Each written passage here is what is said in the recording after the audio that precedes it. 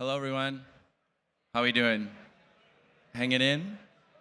So as was just mentioned, we're going to get started on a panel around NFTs and social good. My name is Mitch. I'll be moderating for the next 20 so minutes. I work for Giveth.io, which is a donation platform. So I'm really excited to start this panel because personally this interests me a lot. So we've got three panelists with us today. First off is Ashley Duncan from She Survives, Crypto Titties. And remind me, what was the last one there? There was one more. Oh, just me, just generally, Ashley Duncan. Awesome, cool. And then over here we've got Erin Gambrel, soon-to-be TV show host, The Future of Money on Netflix. And we'll hear a little bit more about that as well soon. And Luciano D'Angelo from Gitcoin. Awesome, great. So we'll get started. First off, we'll go one by one. Tell me a little bit more about yourself and why you're interested in NFTs and how that can create charitable action. Go ahead first, Ashley. Well, thank you. My name is Ashley Duncan on Twitter, Ashley Duncan in real life. I started in crypto and NFTs around early 2021, started with Dogecoin. I bought it back in 2017. And then fast forward to 2021, it went to the moon. I got super excited and got super into crypto. Fast forward maybe 6 months from then, I got into NFTs and the community was just on fire. They were just amazing, very welcoming. So I dove deep into the NFT rabbit hole and started buying, selling, trading NFTs. I started tweeting a lot. And some of the experience that I was having once I doxed myself was a little bit wild. I got a lot of inappropriate DMs. One of the most common DMs was "Show me your titties." So I used that as something to joke about in my tweets. It ended up getting some traction, and I ended up getting a platform. And it was really cool to have that platform. And a lot of people were starting to create NFTs, later in 2021. So I decided to create my own NFT called Crypto Titties. So they're 250 pixelated titties, and all each have their own personality. I ended up selling out the collection over in October of 2021 and was able to go full-time in Web3, which was amazing. I had one of my community members reach out to me and say, what would you do if I asked you how involved you wanted to be in charity? Like you talk about, breasts all the time, why don't you donate to breast cancer? And I had a friend that actually passed away the year before from breast cancer. It was something that I was really passionate about, so I decided to donate 25% of my earnings to crypto charity through the giving block. So I chose the American Cancer Society because they do donate some of the highest amounts to their cancer organizations. And we were able to raise about $30,000 initially through the project. So it really lit me up about the space. I connect with the American Cancer Society, partnered with them, and started full-time in the NFT and charity space. So it's been a really exciting time for me. Tell me, Ashley, I got a question for you. Based on your experience with Crypto Titties, would you say that titties are a public good or a public great?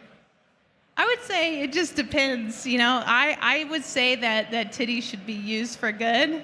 Obviously, that's what I choose to do with them. Some people do not. So if you're going to talk about them or use them in your art or do anything, you should use them for social good. Why not? Awesome, thank you. Erin, let's hear a little bit about yourself.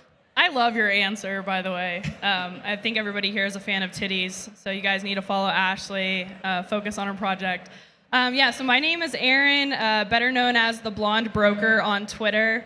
I am, yes, you're right, an upcoming TV show host of The Future of Money, which you guys will see on Netflix next year. I'm a public speaker at all of the conferences, content creator, influencer, but my main focus is on education because, one, our system has completely failed us in the sense that we need to focus on monetary education. So the TV shows an Anthony Bourdain-style docuseries where my co-host and I are traveling the world, interviewing founders of different DeFi protocols, Web3 startups, to teach you guys about the future of money.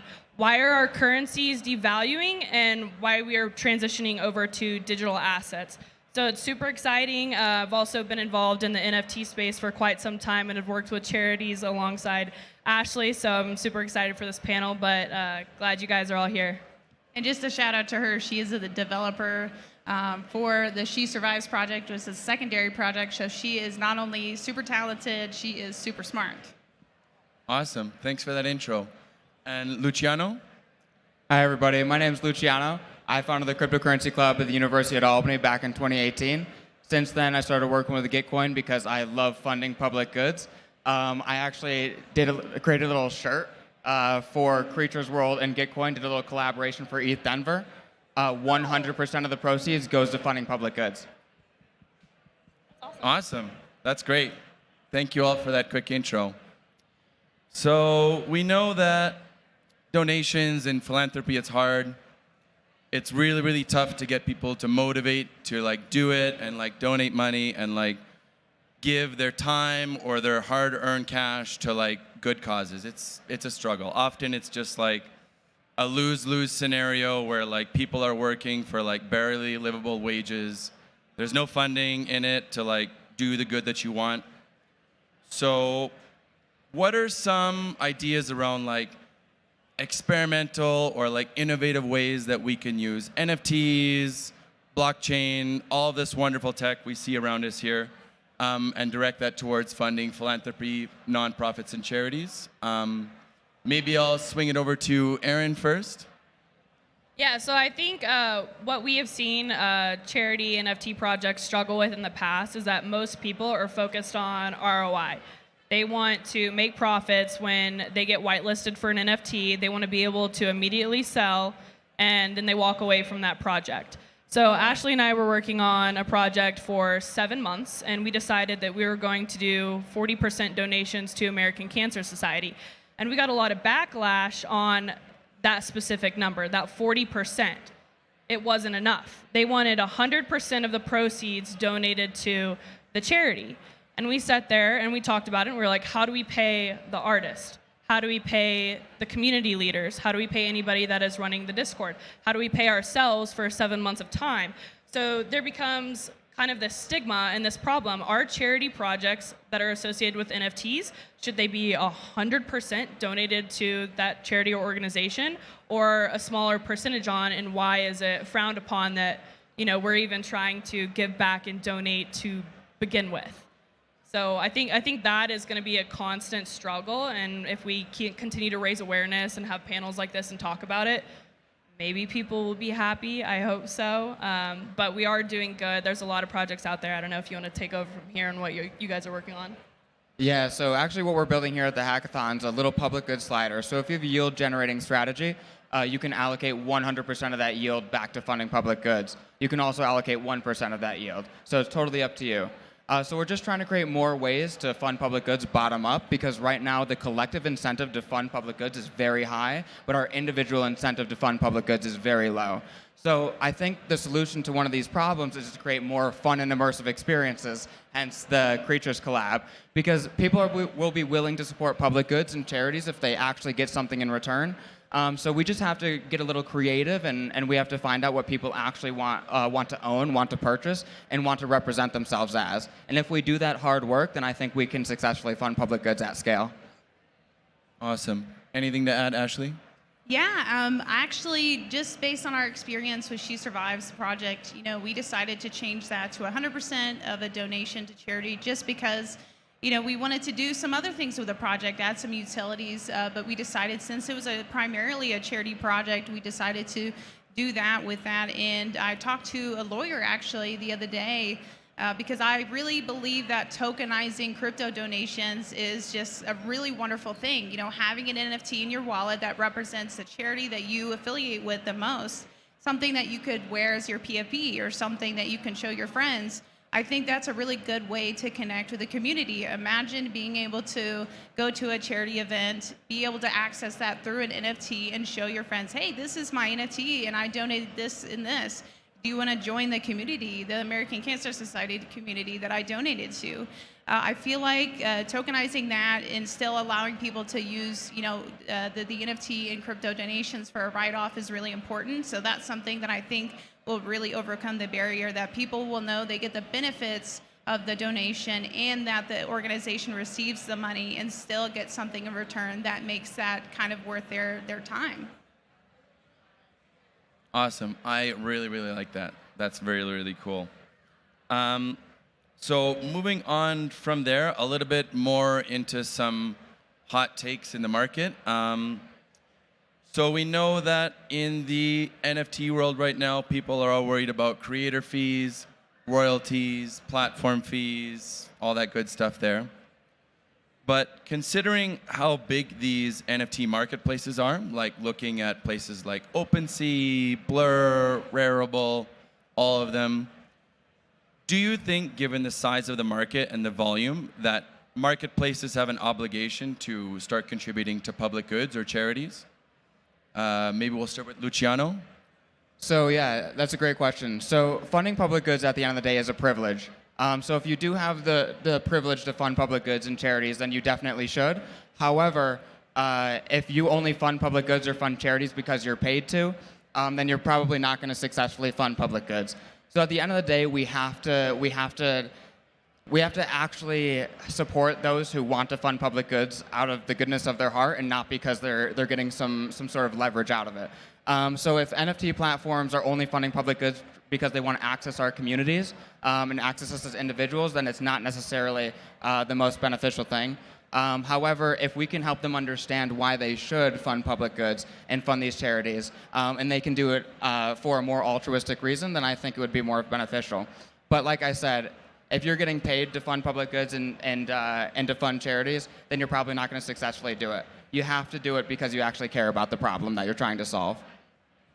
Awesome. Either of you want to jump in there? Yeah, I think this is kind of a controversial topic, but a good question to bring up. I don't think it is necessarily the marketplace's position to focus on charity projects, but they could feature them every now and then, right, to raise awareness. I kind of think it's more on the creators, the content creators as a whole, and the project itself to make it number one, to make it number two. But we struggle with, you see honk. Honk is fun to say on Twitter, right? Bonk is fun to say on Twitter. All of these other communities have fun little catchphrases. How do we make fundraising fun? How do we make charity fun or like giving back fun? I think that's something that we have to work on as a community and as a project and really focus on like bringing everybody together and be proud to be donating to a higher cause and for good and make it really fun and catchy and enjoyable to be here. I totally agree with both points, and I think also, I definitely don't think that anyone should feel obligated to. It's not something you should be pressured to be doing. But if let's say if OpenSea added a feature to where you could choose the donation, the organization of your choice, and the donation percentage of your transaction or sale, I think that would be a really cool thing because then people would easily be able to do it. They could work with the giving block to create that charitable donation receipt, and it would be the easiest way to donate, not only just from their sale, but maybe from their purchase. So I think that doing something small like that could make it easy and maybe fun for people to experience. Awesome. So what I hear is some controversy. Maybe it's not on the marketplaces to have an obligation, but like it would be cool if they would spend some more time like building better options for people who want to give. And it's on us to convince them to do so. Yeah. For the right reasons. Exactly, yeah. Make sure that it's the right reasons that they're doing it too. So, in the NFT world, you generally have like three entities, right? The marketplaces, the creators, and the collectors. So given this topic of like creating social good with NFTs, how can we combine all of those three entities and have them like mesh together and create solutions that eventually go towards like bringing public goods and nonprofits more to the forefront of the conversation? Do you guys have any ideas of like how all these people can come together and like build something really awesome? Well, there's a really great example of something that happened like that sometime last year. If anybody knows who Andrew Wang is, he's one of the leaders in the space, and he actually worked on a project during the Ukraine crisis called Relief. He was able to raise over 410 ETH, over $1 million for the Ukraine disaster that was happening. He pulled together influencers, creators, builders, developers, artists, all together and made it a fun, tokenized way to donate, and donated all the proceeds to charity. And the entire community got together and did this for no benefit other than Ukraine, which was amazing. And I feel like if we all did stuff like that, maybe every month for the charity of choice or something of that nature, I think it would be a fun way to do it. And I think that instead of doing pump and dumps, that's what we should be focusing on, honestly. Yeah, and we are doing a good job now. I do want to applaud everyone in the Web3 and the crypto space for supporting these higher causes. There was a statistic leading up to the beginning of this year that 42% of the crypto donators have donated $1,000 or more versus fiat, where only 33% of the donors have donated $1,000 or more. We can always up those numbers. The money is here, but coming together as a community, as content creators, as leaders, as people in the Web 2 world that are running these charity organizations, if we can all band together and work together, we're going to come up with other innovative ways to raise awareness for NFTs for good.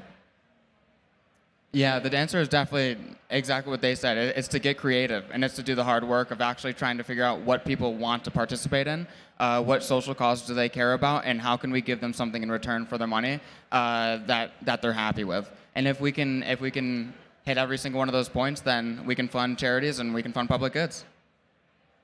Awesome. That's really great to hear from all of you. So we've got just a couple minutes left. I just want to kind of summarize it and give everybody listening something to chew on. Based on everything we've talked about and all of your own personal experiences with NFTs and social good, what is the single biggest problem in this theme that we need to work on and tackle going into the future? The incentive structure. Most people are incentivized to fund public goods and to fund charities right now, and the same in the traditional world, right? If you work for a non-for-profit, it's because you're paid to. If you care about the cause, that's just an added benefit. So if we can try and create a way for people who care about these causes to match with people who actually can solve them, and we can create a little flywheel of actually solving these problems with the people who actually are experiencing them, instead of the people at the top who want to make the most money off leveraging those who actually experience the problem. Yeah, I think that honestly, we just need to take control of the people that are taking advantage of the donation aspect. Like, some people are starting NFT projects or crypto projects saying they're going to donate to charity, and they don't do it, and that creates a stigma. That creates a stigma for Web 2 people that come in. They're like, this is a scam. You're actually saying that you're going to donate, but you're not, and that's the biggest problem that we have to face. So we need to crack down on those people and get rid of those people in the space, and have people like us that are trying to do good for the world, people like all of you, I'm sure. Yeah, and marketing. I think that's something that we could touch on more, is marketing. Like I said, like finding catchy phrases and getting everybody excited. And I guess I'm walking around the conference, and how many of these booths and companies are donating to a good cause? I don't know, because I don't see it on the marketing. So that's kind of something that I would point out.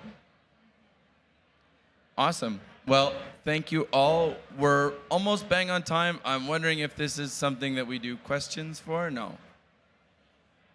Anybody? If not, we're going to take photos up here.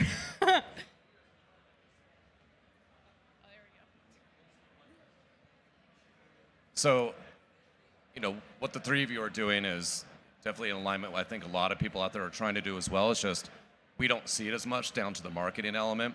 Something I've been doing personally with the charitable, contribution is working with small businesses that, have an artist that they're connected with, that shares some sort of ideological shared philosophy that is that is giving back nature, and then having the artist create the collection, working with the business to kind of do this cross promotion, and then finding a charity. And obviously you have to do the research on the charity. There's so many that it's just, they're bloated. They say they're, raising all this money, but only a fraction of that gets delivered to the actual, to the need. So I think that research and advertising and promoting the charities that do all the work, and because this is on a blockchain, you have that transparency of which charities are actually being the most effective. So I think that's an important piece as well. Agreed. We should bring him up here. Yeah, Well- do the next panel with us. We are just out of time there. So everyone give a round of applause for our panelists here. And thank you, all three of you, for joining today. Yeah, thank you. Good job moderating. Thank you. Thank you.